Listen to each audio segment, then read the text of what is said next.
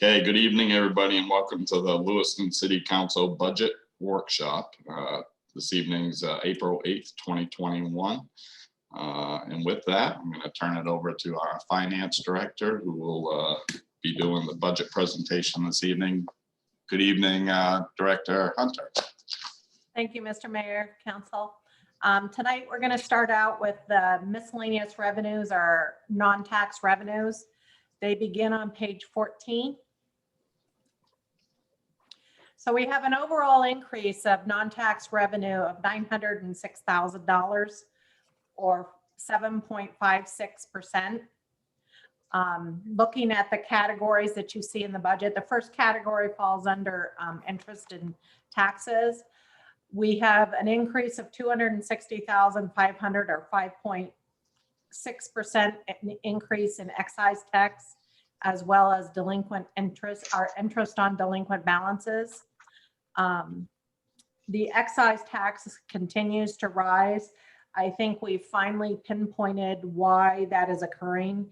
And most of the time, it's because people can no longer afford to buy a car outright, so they lease it. And when they lease it, they're turning over that car every 3 years.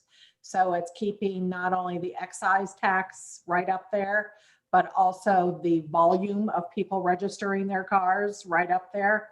So I think like I said, I think we finally have an adequate explanation of why we're seeing just the consistent numbers in excise tax.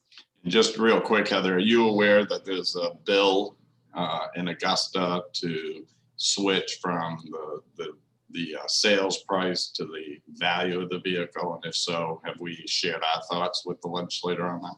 Yes, and I know the Maine treasurers and tax collectors are also heavily involved with opining on that. Okay, that would be a significant hit to our excise tax, obviously.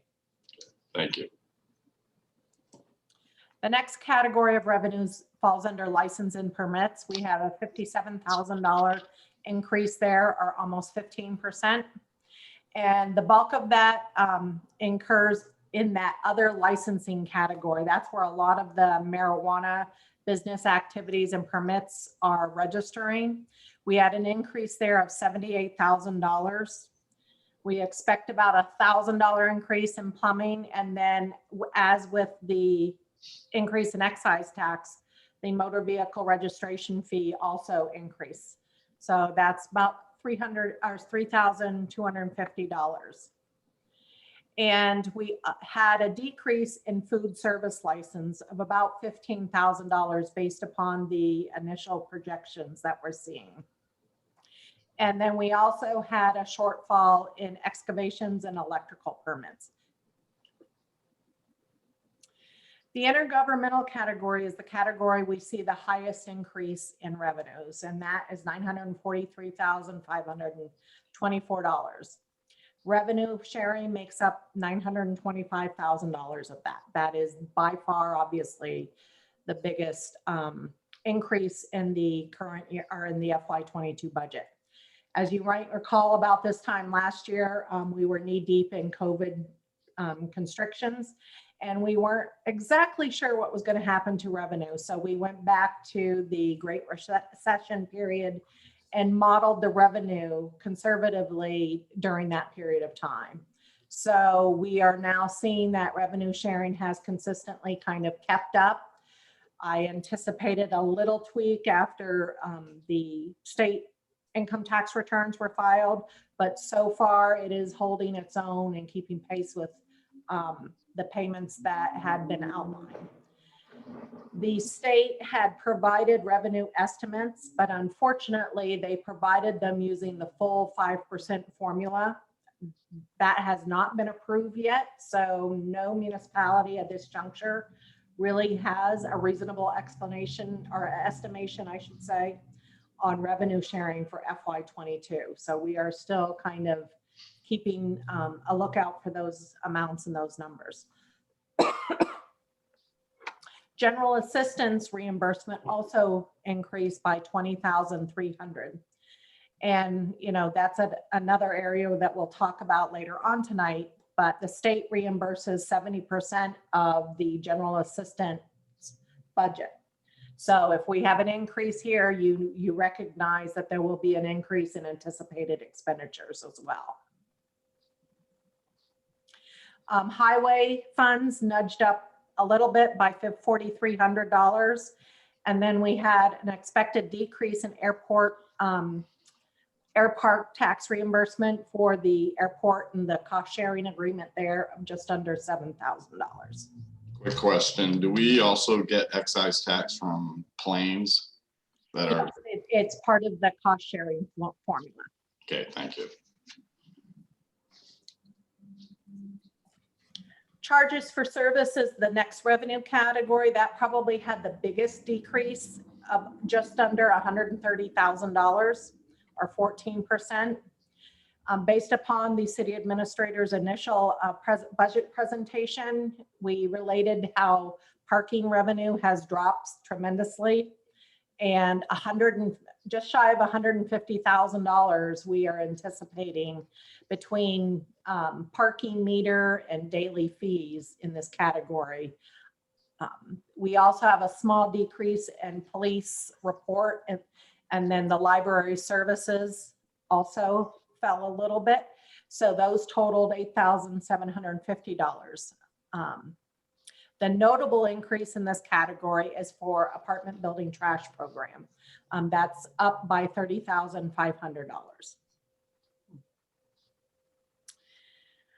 Fines and forfeitures decreased by $55,800 or almost 28.5%.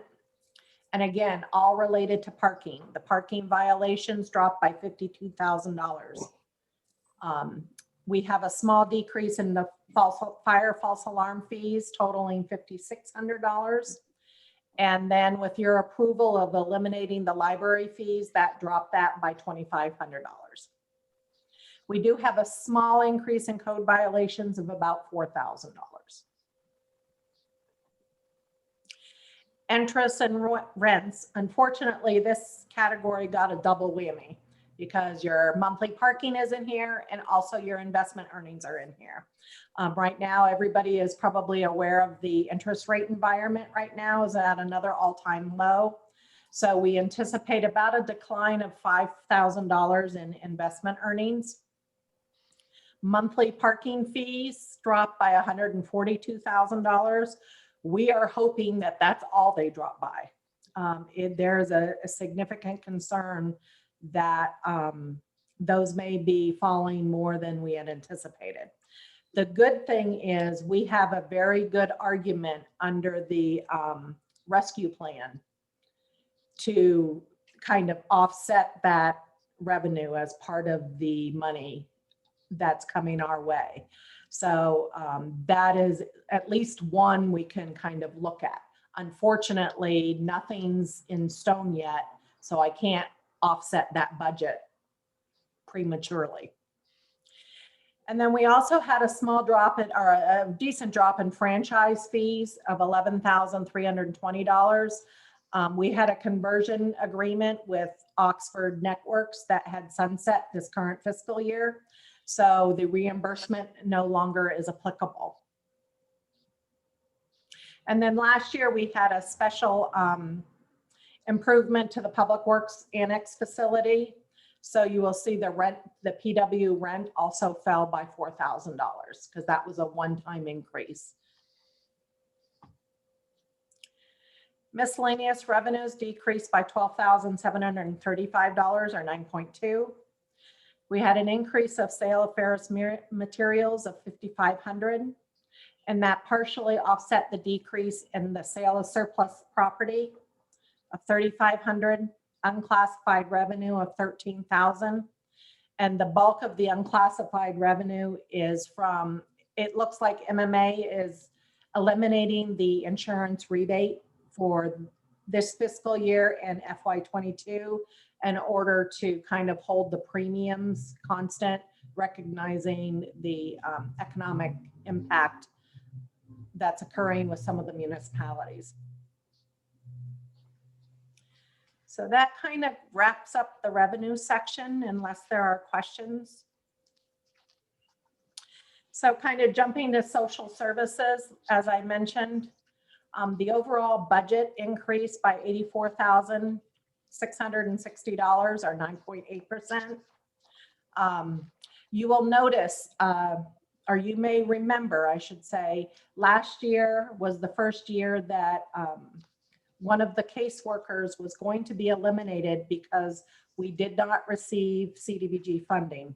At that point in time, the federal representative had determined we were supplanting at that point in time. Because we had eliminated that position from the FY21 budget, we then had an argument once the CDBG CARES funding came through that this was directly related to COVID and the CDBG funded that position. Unfortunately, it's still being bounced around.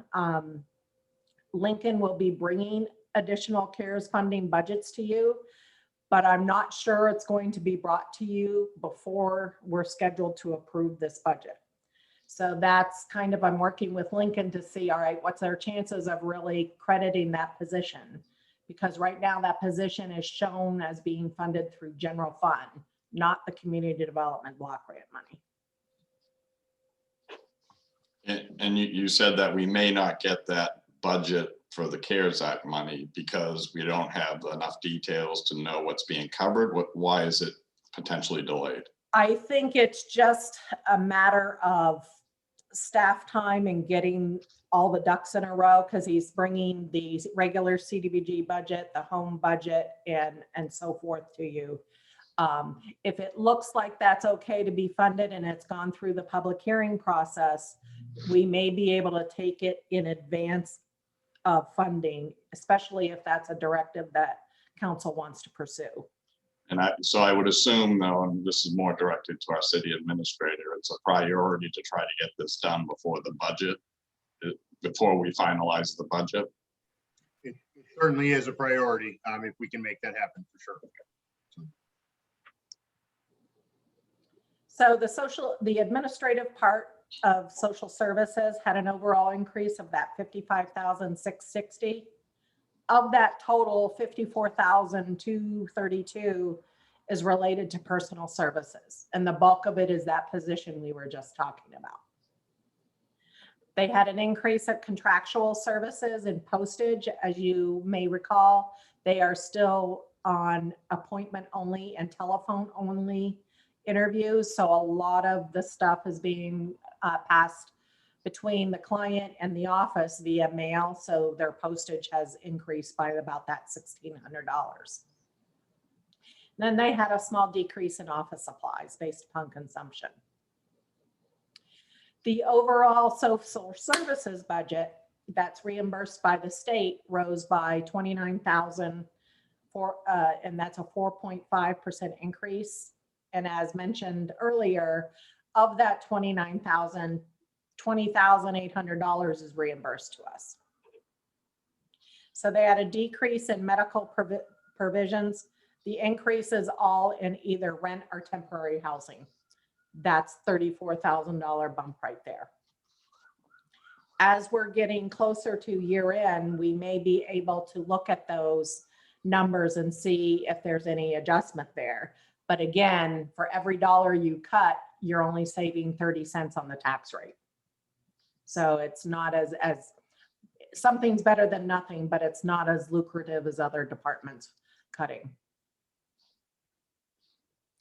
The library budget had a new request, and it's been a request now for a number of years for an additional library technician in the reference and children's area of about $32,000, and that is able to be netted against temporary wages.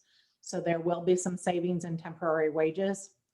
She's also requesting subscriptions to 2 ebook databases. Part of the National Endowment allowed them to license with those e-databases, and they would like to continue that into the next year budget. Councilor Ray? Thank you, Director Hunter. I'd like to put that technician position on the parking lot list. Okay. Thank you.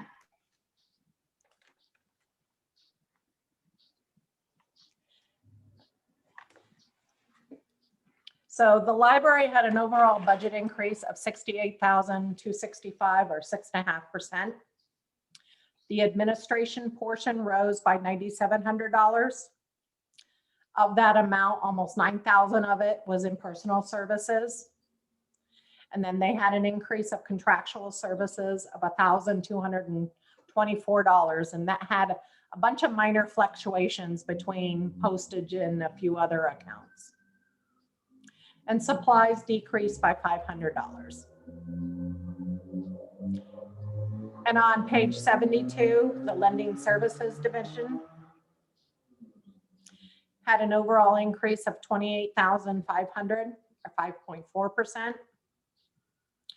Of that amount, $26,836 was in personal services.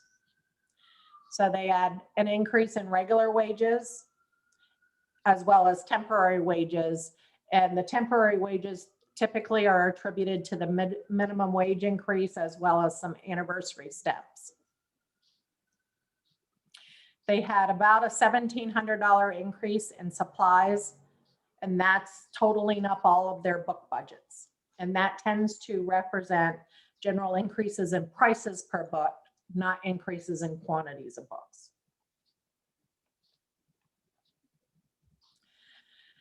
The collection services rose by $12,300 or 6.7%. Of that amount, $11,700 was in personal services between regular wages and temporary wages. We had an increase in office supplies of $600. And the last division under the library is in the building account on page 72. It had an overall increase of $17,722. There was an increase of $1,800 in public works charges to do maintenance on the library building. But the biggest increase falls in contractual services of $15,500. So we had a smattering of increases, including utilities of about $2,700, cleaning for $4,560. Hopefully, recognizing Callahan Hall events will be coming back online, and also to do carpet extraction throughout the building.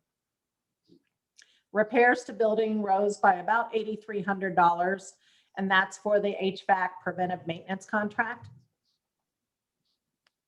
And supplies rose by $400 in household supplies based upon consumption.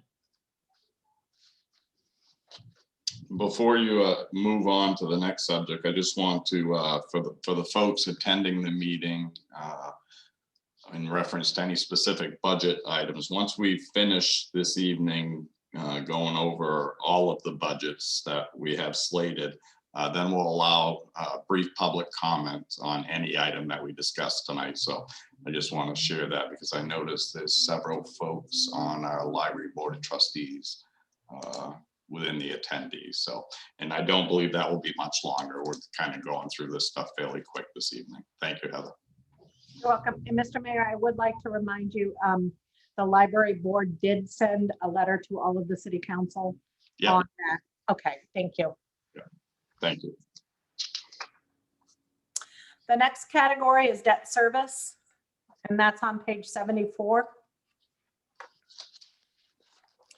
This is one of the few times I get to actually talk about an overall budget decrease in debt service. We talked about that during the budget presentation. It's definitely allowed some flexibility in this year's budget, which was much needed.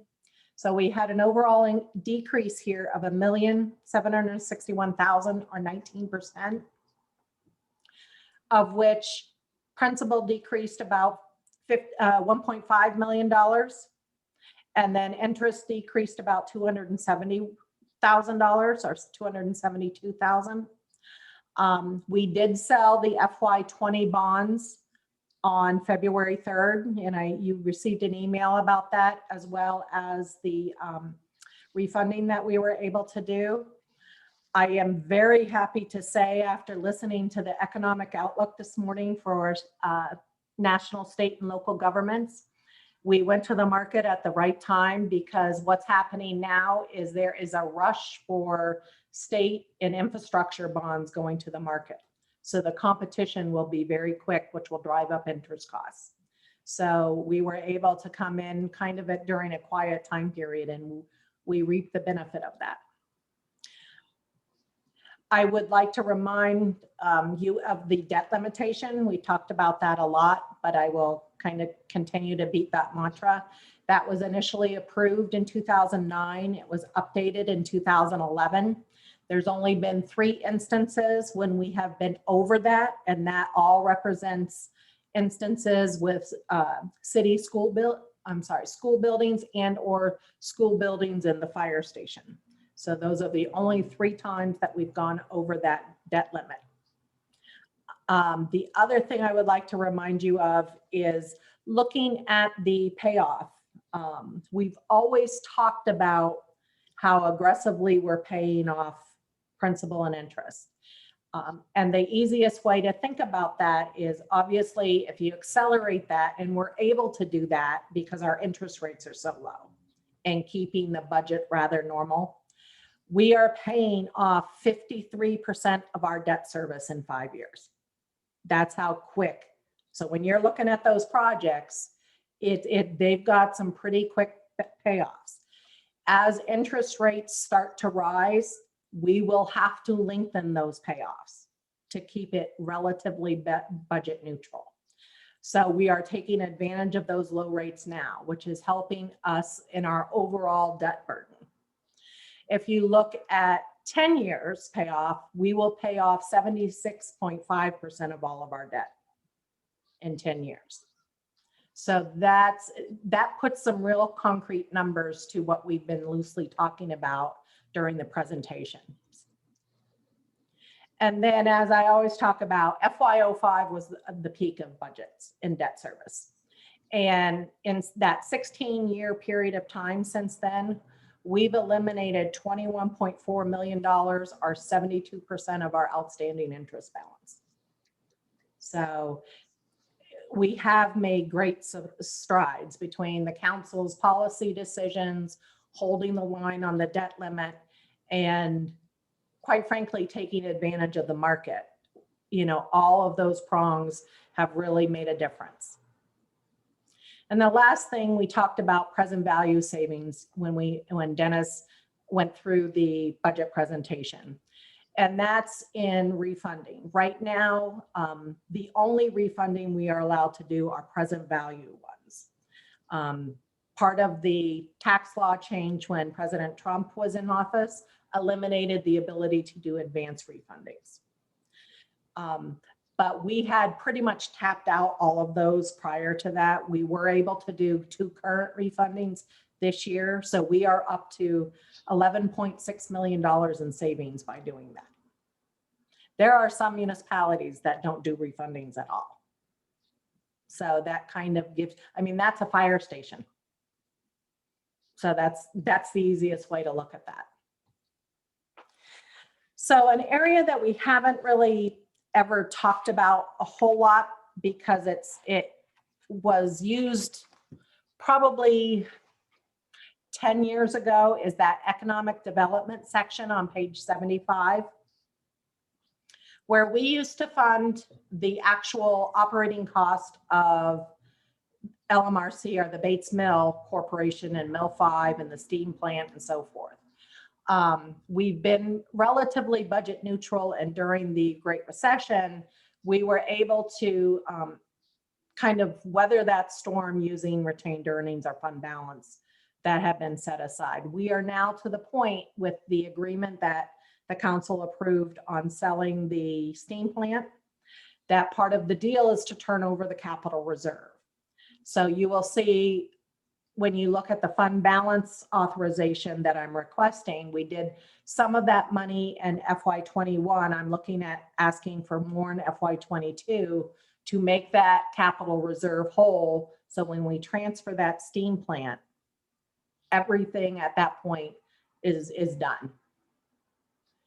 So again, it doesn't impact the tax rate But again, I'm looking at funding that through fund balance. So it's an in and out there based upon that adjustment.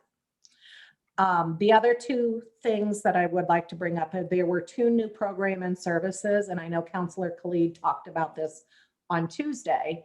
And I made mention that she had already put it on the list, if you will, or the parking lot. One is to spend $5,000 and get training on loan underwriting. We outsource that skill set now, particularly as it relates to more complex commercial deals, and also to learn more about the tax savings, the historical tax credits. The other request is to look at funding more, $225,000 for targeted market economic development marketing initiatives. So both of those I had already included those on their list because this would be the third time that we've talked about it and there seemed to be enough interest in there. So I already included that. The two intergovernmental agencies that we have left to talk about would be the airport and the transit. You received both financial reports as part of your packet. The first one is the airport. We have an overall decrease there of almost $110,000 or 2.4%. And that's in taking all intergovernmental joint agencies into consideration. The airport component had an increase of $9,100 or 5.5%. Revenues have decreased by $146,000, and that is all attributed to fuel sales and oil sales, excuse me, based upon current gasoline prices. We do have a small decrease in landing fees of about $3,800 and rent of $4,200. Do you see potential? Are all the hangars full, or are there? Do we have further potential for rental if there were more hangars, or do you think we're at a good spot?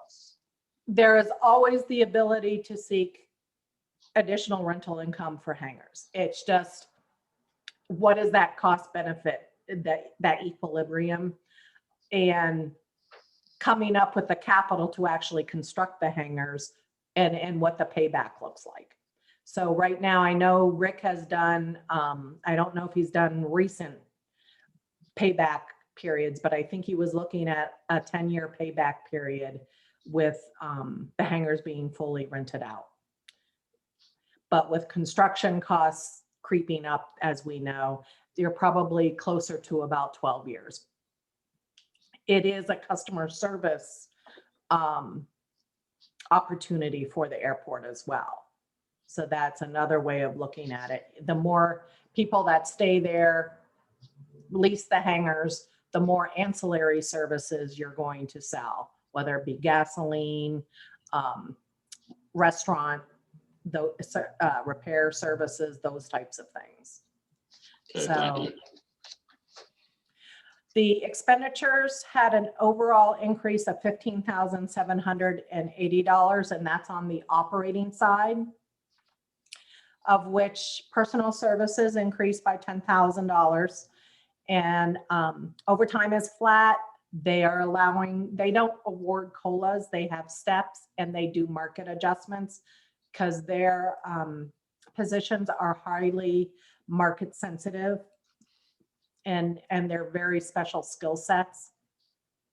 We also had a small increase in fringe benefits, and then professional development rose by about $400.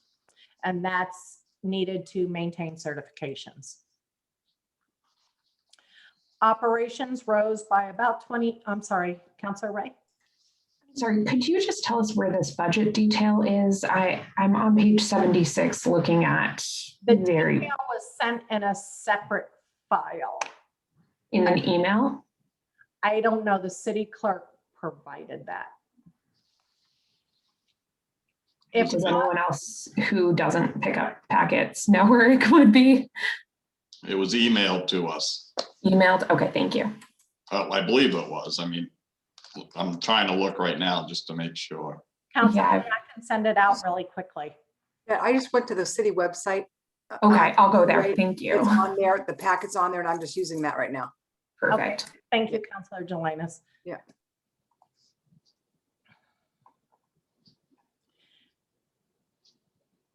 So looking at regular operation or non-personal service operational costs, that rose by $3,000. Fuel rose by $3,800. Building maintenance by about $2,200. And that's all related to air filter replacement and so forth. We have a $2,500 increase in vehicle maintenance, given the age of some of the vehicles out there. And then a small $1,000 increase in airfield maintenance for operational items, wind directionals, wind socks, so forth. This was tempered by a decrease in utilities of about $2,800 and snow and ice of about $4,000. Obviously, we've had a very mild and light winter, so we were able to, or he was able to reap the benefit of that. The administration portion of the operating budget rose by $2,700. All of that represents the increase in the audit. The airport has federal funds. Not every year does the airport have to go through a federal audit for the single audit, or you also hear it referred to as the A133 audit. Because of the amount of federal money spent this year, we will have to undergo that special audit, and there's a price tag with that. Legal fees also rose by $2,500, and that was offset by a decrease in advertising. The FBO expenditures decreased by $145,000. That number should look somewhat familiar because that's what we anticipated gas and oil to decrease by. There's that hand-in-hand relationship based upon the pricing and so forth with the materials. And non-personal also had some fluctuations in material supplies of $2,500. And then an increase in ground support of $1,200 because of de-icing material for the planes. The personal services, I kind of jumped over that, sorry, decreased by $4,900 due to turnover and current vacancies.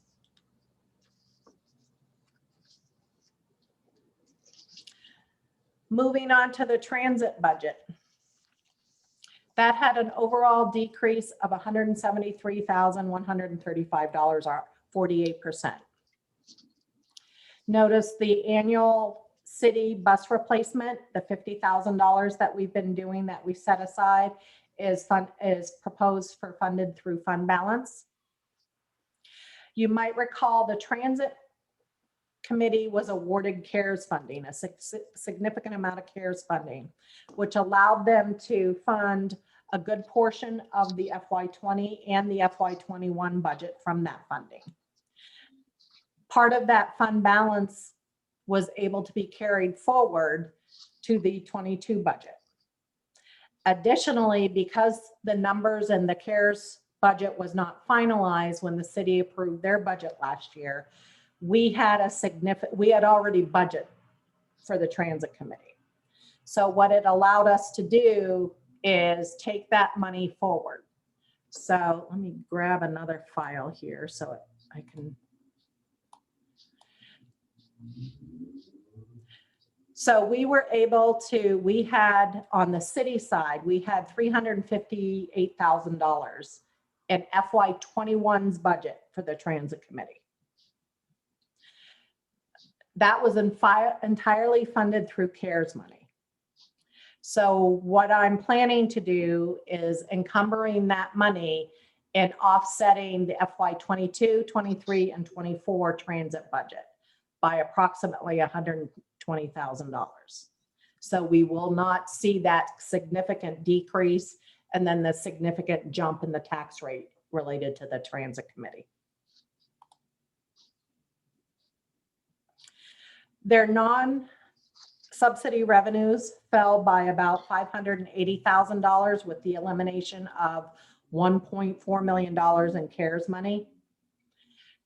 They mitigated that by bringing $105,000 forward in fund balance. And then their regular federal funding money rose by $836,000. And they have about a $25,000 increase in fare box revenue as well. So that's the revenue side of the house. The expenditure side of the house, the fixed route cost rose by $9,300. There's an increase in the Western Main Transit contract of $57,000 and the equipment maintenance contract of $57,000. Fuel's also expected to increase about $32,400. And then they had $104,000 reduction in COVID-related expenses to offset those increases. The paratransit decreased by $12,800. Again, it's that Western Main Transit contract netted against COVID-related operating costs.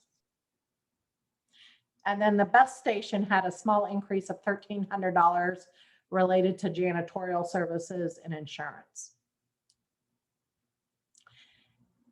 The county budget had an overall increase of $27,065 or 0.9%. And right now, depending on the rounding, because it's right at that funky amount that it could be a penny on the tax rate. But we'll see how, once you put all the pieces together, if that rounding still continues to have that additional penny on the tax rate. So that covers all the topics I needed to talk about. Mr. Mayor, I don't know if you wanted to open it up, and then we did allot some time for general discussions tonight that maybe after you go to the public, we could talk a little bit about moving forward, what councils would like to see done. Okay. Yeah, thank you. So with that, I will check with the public for anyone who may have comments related to any items we discussed this evening. Just need to raise your hand.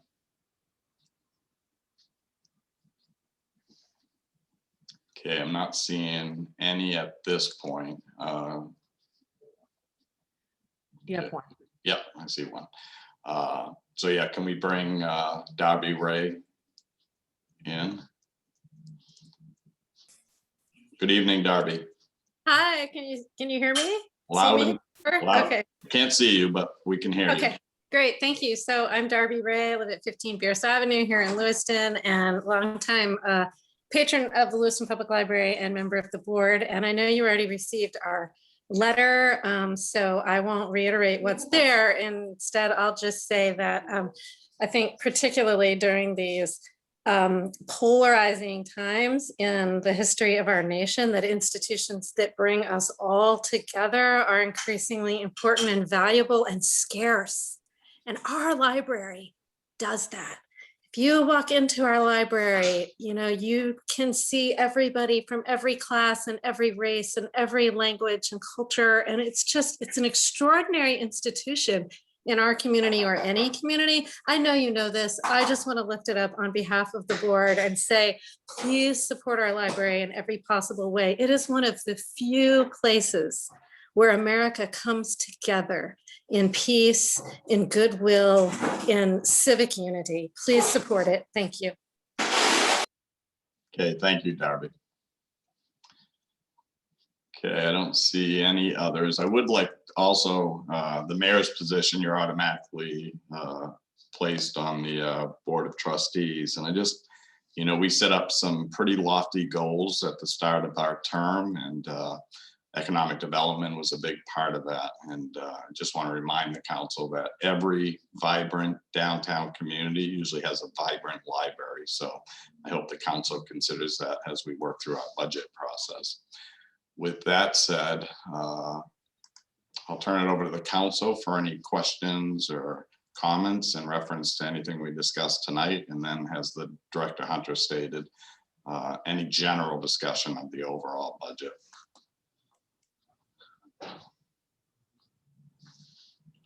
Councilor Jensen.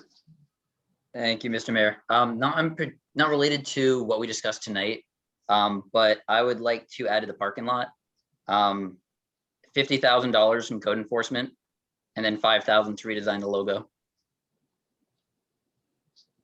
I'm sorry, what was the second one? $5,000 allocated to redesign the city logo. Okay. Councilor Khalid. Thank you, Mayor. I wanted to bring this up when economic development was gonna be presented on the 13th, but I would like to see a position or a program or service or whatever it is to support businesses in the community. Maybe like an outreach person to go out in the community. And I don't know how much this would cost, but I would like to see if economic development can discuss that. I know we already have a community coordinator, and she's new, Jessica, I believe, that I work with her on the committee that I sit on. But I'm looking more, I got on this council to create a better relationship and stronger communication between the city and the businesses and everyone. So I believe that we have someone who's reaching out to businesses directly to see how we can continue to support them, especially someone who's multilingual, could really benefit the city and the businesses. So I don't know. I just want to bring that up. I don't know if I should be adding that to the parking lot, but yeah. And then, so separate from that, but it kind of ties in a tiny bit. I'd like on the parking lot a position that serves both the administration office and economic development at a higher level, more at the department level. If economic development is truly that important to this community, we need to do something because what we have now is our city administrator, our deputy city administrator trying to do pieces of economic development through their outreaches. And I think a position added that did both, assisted administration and reducing some of their workload, but also reducing Link and Misty's workload by spreading it. So just for further discussion, Councilor Ray. Thank you. This is somewhat related and also was sparked through hearing a presentation last night at a very long school committee meeting about the English language learner department. I wanted to ask city administration what kind of translation services and interpretation are already available through City Hall, and what might be ways that we could enhance that through the budget. Certainly, what we do have right now is the language line. So language line is usually what we use, and from our social services or different departments. Just it's something that's accessible by anyone in the city if they're in need of it. I understand that's used pretty well and pretty frequently. We had a discussion about this actually at significant discussions at the mayor's ad hoc committee on equity and diversity, and actually spoke about potential partnerships even with the school in terms of they seem to have a much more enhanced service. From what I don't have the details off the top of my head, but I certainly sounded a heck of a lot more than just a simple language line that we have. And so I would say is I would recommend that we would probably have to come back to you with that. I think we need to take a look and really see what would be available and reasonable for us, and then we can certainly bring back some recommendations. That's super helpful. I think getting a better understanding of what the services are would be helpful. Not that we need to bring it forward in this budget, but I think one thing that struck me was we are going really above and beyond for English language learners at the school department, and of course their families, when they need to find out stuff about school, can do so through that department as well. I think if we could utilize those services that they already have in hand, because they seem to have a really good handle on what the needs are in the community. Just wanted to make sure that we weren't discounting that just because of budgetary needs. It just might need more coordination. So that's helpful to hear. Councilor Khalid. Thank you, Mayor, again. It's about the position that the ad hoc committee that brought about the DEI. I feel like it had another, under the new services and programs, I feel like it had another name, but I would like to change the name to DEI, Diversity, Equity, and Inclusion. And also, yeah, add it to the parking lot and have more council discussion. Okay, Councilor Jelinas. Thank you, Mr. Mayor. Just following up on Councilor Ray's comment about, the importance of translation in different languages, and I fully support that. Sat in earlier today with the Lewiston Area Public Health Committee and had a really awesome presentation put before us. Assistant Deputy Dowdy would agree with this, I'm sure. The representatives from New Mayor's Alliance presented on just the different resources that they're accessing. And I know that, even at my agency, we're always trying to translate material where I feel like there's a lot of resources out there. And not that I wouldn't support a position for, or funds that would do that, but I think there are resources out there, and it's really a matter of trying to collect what those are. So we're not duplicating a service that's really available in our community, but maybe we just don't know about it. So just wanted to bring that up. And then I just had a really quick comment. I guess one of the things I wanted to say, Director Hunter, is thank you for the presentation tonight. And what struck me is just how fiscally responsible and how diligent the city has been regarding just the tackling of the debt load. I mean, those are really impressive numbers. So just kudos. Thank you. Okay, thank you. All right, any other, you want a general discussion? Did we touch on some things, or is there a direction you'd like to point us in, either Director Hunter or City Administrator? So I sent a packet out that we were going to discuss Tuesday. So I guess I'm going to need to amend that packet a little bit based upon discussions tonight.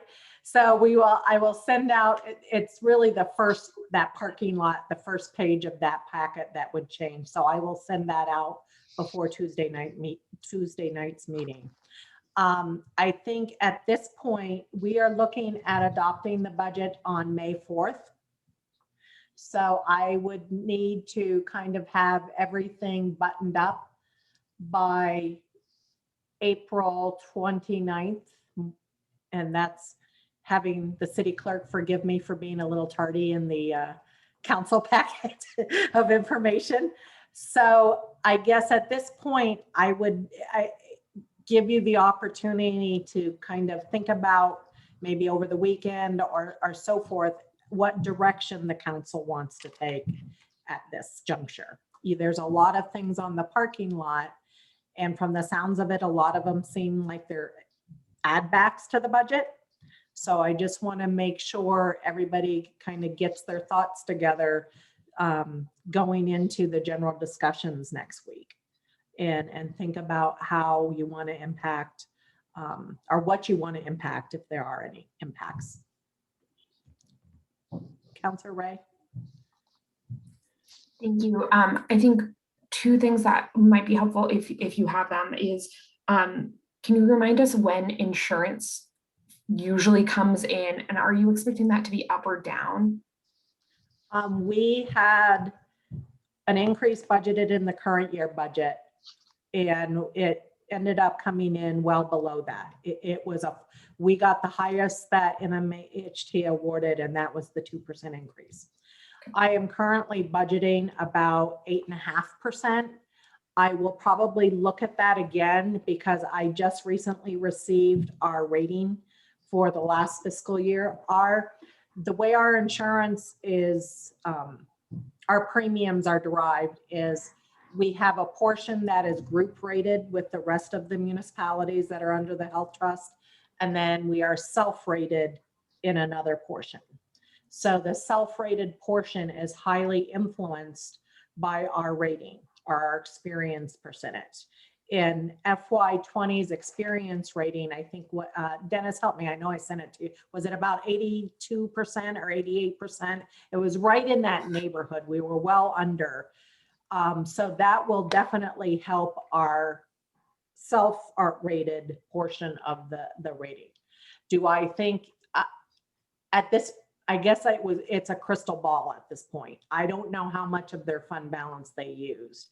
I can reach out and kind of tap some of my sources there and say, okay, how much are you planning on using it? But they don't set the rates until late October, early November. Okay. October, okay. And then my second question was, and I know I started to ask this on Tuesday night as well, but any further indication about federal funding coming down and helping us through the FY22 budget at this point? So I sat through a session today, and I know Dennis and Dale have also sat through other sessions. What it is looking like for, there is this component of revenue replacement, but it has to directly be related to COVID. Let me get my cheat sheet here. If I can read my scribbles from this morning. There is the hazard wage replacement or the premium. There's some caveats with that, is they still have not determined whether there's any retroactivity related to that or if it's only forward looking.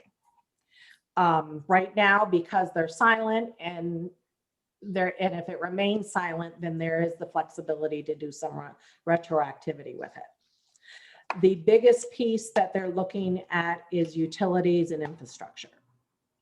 So from a tax rate standpoint, we typically put those types of costs into our fund balance. The thing that it would impact us and it would be in future budgets is in lieu of bonding, we do some of those projects. The piece that the word of caution now is they need to be shovel ready, because this money needs to be spent in its entirety by December 31st, 2024. So that's a lot of money to get out the door in a very short amount of time period. The thing that they are stressing, which I find somewhat unusual, is they're really stressing water and sewer projects, safety, clean water, and as well as help, instead of the rental assistance, the utility assistance for people that have fallen behind in their water and sewer utility accounts. Because that was kind of the hole in the prior CARES money that they didn't fill. It was an untapped demand. And apparently, as part of the current CARES funding, and this is something that, administration, we probably need to pursue, DHHS has current utility money to help aid people that have fallen behind on their water and sewer utility bills. It's just that that's at the state level and it hasn't gotten dispersed yet. They haven't set the parameters. So I think reaching out to our legislation and having them kind of help us out with that would be very, very important. Okay, that all is super helpful. I realized it was going to be a complicated answer, but so much detail, which I appreciate. And then my last question that I had was, so the mayor referenced a little bit earlier about a bill up in Augusta that could have an impact on, I think it was the excise tax and what we were talking about there. I know there's one about pausing revaluations during states of emergency. Are there other ones that could have a fiscal impact on our municipal budget? I can, I'll send out through the Mayor's Coalition. We have a list of bills that they kind of recognize have impacts on municipalities. I'll do my best to get that out tomorrow, but if not, I'll definitely get it out over the weekend. And Dennis actually might have access to it too. Yeah, I know MMA policy committee has been looking at some stuff, but not everything has a fiscal impact. So it might be more direct to see it from there. Okay. I would agree. I think the Mayor's Coalition is probably going to have from what I've seen, the mayor is right. I think those would be more focused on what your question is and more of the impacts on municipalities. I think a little bit more focused there. So I got a brand new one just the other day. So if you don't, so let us touch base. And okay. Yeah. All right. Thank you. I just want to, I'm going to throw this out there just for consideration of the council. So as we go over the list of the parking lot, anything that I've added on there, I'm going to try to make that a net neutral request. So, identify areas of reductions that might cover it. And I'm really solely working on our goals when I think about the budget and where we increase funding.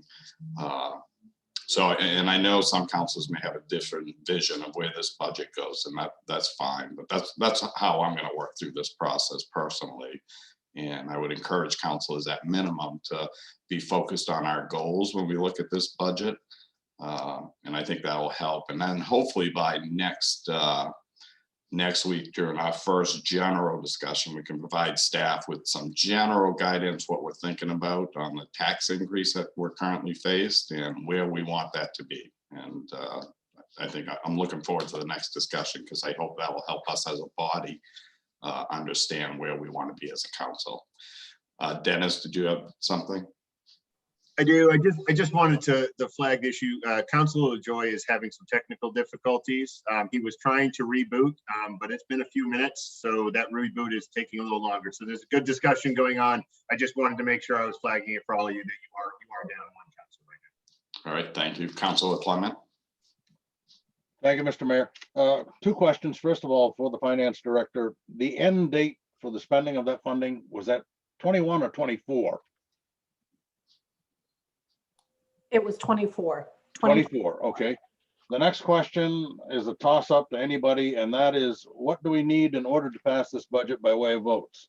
Is this simple majority or is it 2/3? 2/3, 5 votes. 2/3? 5 votes. Okay, very good. Thank you. In the school budget, is that a 2/3 or is that a simple majority? Theirs falls under the regular simple majority because it goes to referendum. Okay, all right, that's good to know. But when you're approving our budget and the tax rate, that encompasses that their tax rate, their implication of their tax rate as well.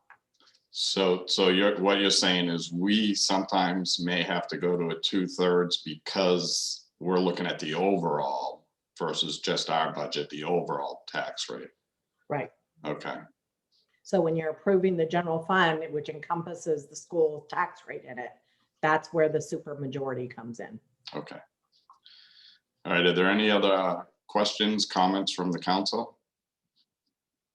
I feel bad. Councilor LaJoy is going to click on and get it in and nobody will be there. All right, well, good meeting. I'll call him. Okay. I'll send him a note too. All right. I just want to thank staff for the continued good job on this budget presentations. And I look forward to the next few meetings because that's where the hard work starts. So thank you all and have a good evening.